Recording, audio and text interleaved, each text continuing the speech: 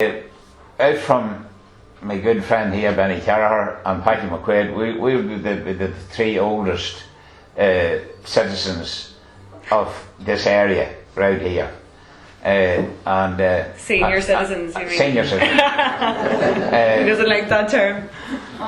Paddy. Most experienced. Who? The most experienced. All right. I'd be the youngest of the three. You come in and live a year. And when I was out with this neighbour across the border here, Millie Wilson, she's in her 89th year, and she has a photograph of her school. She went to Derry New School in 1936, and there's a photograph there of her at that school with a far out relation of my own, Ita Lennon, which came from Derry News.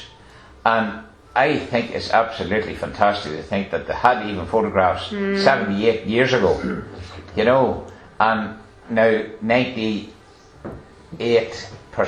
maybe 99% of all those that are in that photograph are with the Lord. You know, they would be gone. We'll pass it round. And then she had another photograph of the school when I was at it. When I was about 7 or 8 years, it's about 1942, and I just was flabbergasted when I saw the faces in it, that even some of them resembled to this day, but sadly again, a lot of them have gone to the eternal rest, and an awful lot of them, and it's that's what I say, when I go, that's it, you know. Show's over. Derry New School at that time was located where the grotto is there beside the pub, the Derrydale Inn or Derry News Inn or whatever you may call it. Yeah. That's where the old school was, and I can tell you there was some happy and some very unhappy days in that school. From my era. I distinctly remember, and thanks to God there's none of them here, there was one school pal of mine in later years. Now this was when we were only about 8 years of age. 7 or 8, no more. That's 70 years ago. And this particular man, I'm not going to mention the name, but he didn't like school. I can tell you, he did not like school. And he mitched. Now, mitch is not scratching, you know, it's mitching. He lay in the den of the borough. Well, now you're talking. He mitched for days along the backs of ditches in where he come from. And I distinctly remember, and this is no cock and bull story, the father took him in on a rope, carrying him on his back. Oh, jeez. And him kicking and roaring and squealing, and he took him in and took the rope off him in the yard in the school. To get him to go to school. And that is gospel truth. There's a Mrs. Hughes that was the teacher, and she was a lovely woman, and never hammered or beat us. I can tell you, at that age, in the primary school end of it, when you start at school. Yeah.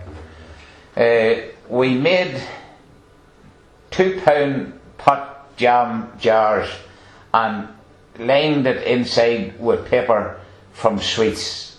You know, the silver and gold paper. And sure, that was a great job to take home, to put flowers into it to your mother, you know.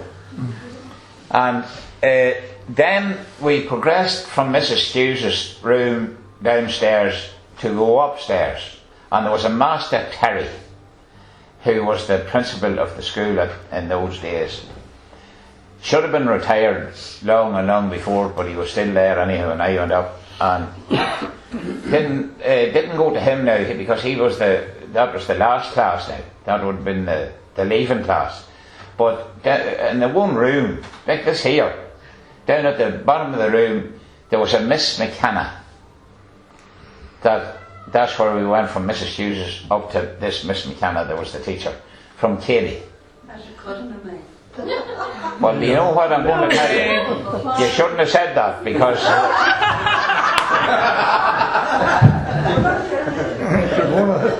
she was one of the biggest ladies that ever.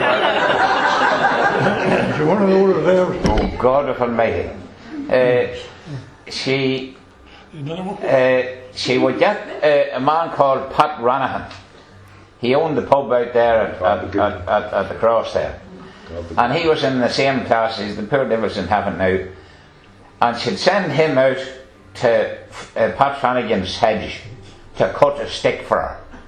And now Leggett would go down and cut an ash, a branch of an ash at a hedge, and she'd take it up and skin it. Take the skins off the bark. The bark off it. Took the bark off it and dried it. And my God, did my backside and hands and everybody else in that class, did they get this, the wrath of that stick. It was. Two sisters of them. There was two of them. They were never married. That's right. I knew there was something. I never got the right stick. Hey, Benny. I knew there was something wrong.